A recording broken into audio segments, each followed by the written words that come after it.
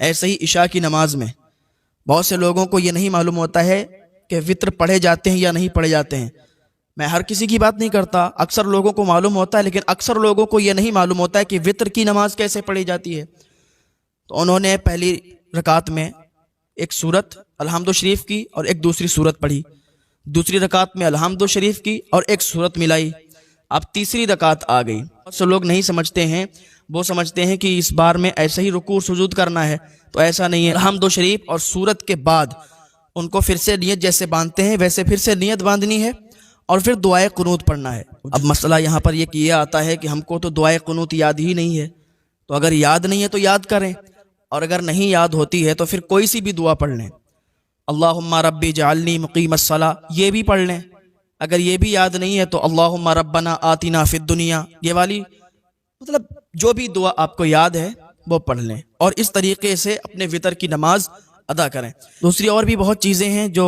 لوگ اس کو نہیں سمجھ پاتے ہیں، جیسے مان لیجئے وضو کرنے کے لیے بیٹھے، اب وہ کیا کرتے ہیں، بہت سے لوگ کیا کرتے ہیں کہ جب ہاتھ دھوتے ہیں، ہاتھ دھونے میں وہ اوپر سے لوٹے سے پانی ایسے ڈالتے ہیں، اوپر سے۔ اکثر لوگوں کو یہ مسئلہ نہیں معلوم ہوگا، پانی اوپر سے ڈالتے ہیں، جب پانی اوپر سے ڈالیں گے تو وضو نہیں مانا جائے گا، لیکن پانی اگر ایسے ڈالیں گے، ادھر سے پانی ڈالیں گے تب وضو مانا جائے گا، اور اگر ادھر سے نہ ڈالا، آپ نے ڈائریکٹ ادھر سے ڈالا اور ایسے کر کے دھو لیا تو وضو نہیں مانا جائے گا۔ ہمارے استاذ ہیں علامہ قاضی شہید عالم صاحب، اللہ انہیں لمبی عمر عطا فرمائے، بہت بہترین عالم دین ہیں۔ جب درس کے ٹائم بیٹھے تھے انہوں نے یہ مسئلہ سمجھایا تھا کہ پانی اگر ادھر سے کوئی ڈال کے ہاتھ دھوتا ہے اس کا وضو ہوگا، لیکن اگر ادھر سے ڈال کے، کونی کے سائڈ سے ڈال کے ہاتھ دھوئے گا تو وضو نہیں۔ ایسے ہی بہت سے لوگ ٹنکی جو ہوتی ہے نا، ٹنکی میں ایسے ہاتھ لگا دیتے ہیں اس طریقے سے، تو ایسے ہاتھ لگا کے اگر کسی نے سے دھو لیا تب بھی نہیں وضو ہوگا، ایسے ہاتھ لگا کے دھونا پڑے گا، پہلے ایسے دھو لو، یہ صحیح طریقہ ہے، بہت سے لوگوں کو نہیں معلوم ہوگا۔ دوسری چیز یہ ہے کہ پاکی کس طریقے سے حاصل کی جائے۔ بہت سے یہ لوگ سمجھتے ہیں، وہ مسئلے میں نے کئی بار بیان کر دیے ہیں، بہت سے لوگ سمجھتے ہیں کہ اب ہم تو ناپاک ہیں، تو ناپاک وہی کس سے احتلام وغیرہ ہو جائے، منی خارج ہو جائے، شادی شدہ ہے جمعہ وغیرہ کیا تب وہ ناپاک ہو گیا۔ بہت سے لوگ جمعہ کو اس حالت میں چھوڑ دیتے ہیں جاڑے کے دنوں میں کہ ہم ناپاک ہیں، نہائیں گے کیسے، جاڑا لگتا ہے، تو اگر جاڑا لگتا ہے تو پانی گرم کر کے نہاؤ۔ دوسری چیز یہ ہے کہ اگر یہ 3-4 کام، احتلام، منی نکلی، جمع کیا، ان سے ناپاک بندہ ہے تب تو وہ غسل کرے گا، اور غسل کس طریقے سے، سب سے پہلے کلی کرے گا، یہ فرض ہے غسل کا، کلی کرے گا، کلی کرنے کے بعد پھر ناک میں پانی ڈالے گا، اور ناک میں پانی کیسے، ایسے نہیں،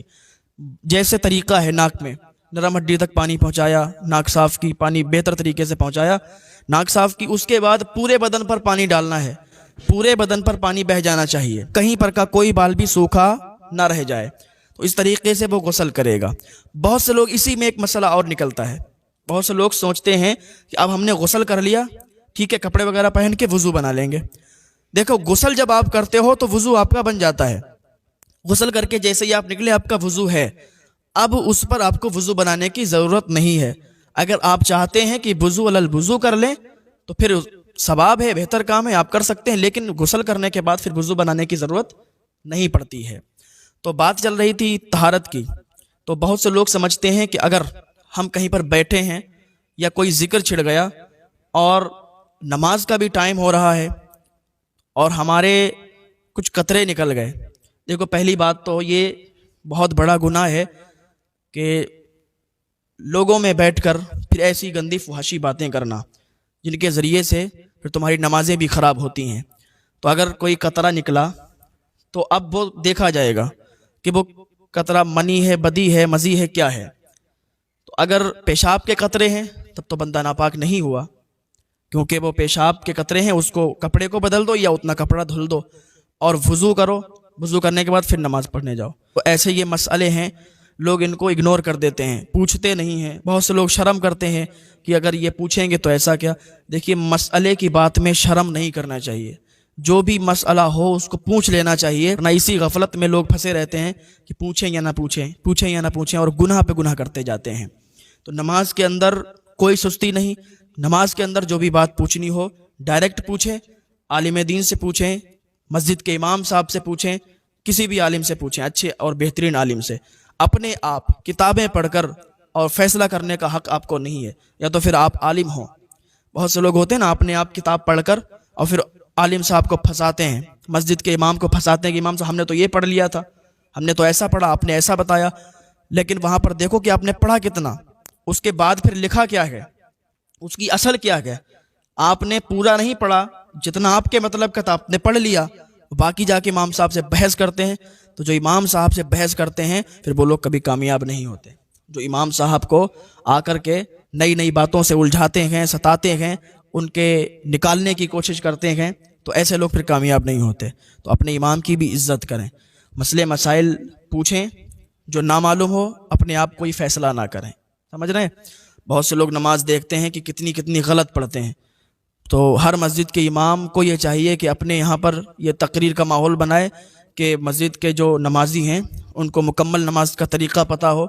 مکمل وضو کرنے کا طریقہ پتہ ہو، مکمل طہارت کا، پاکی کا طریقہ پتہ ہو، یہ ساری چیزیں ان کو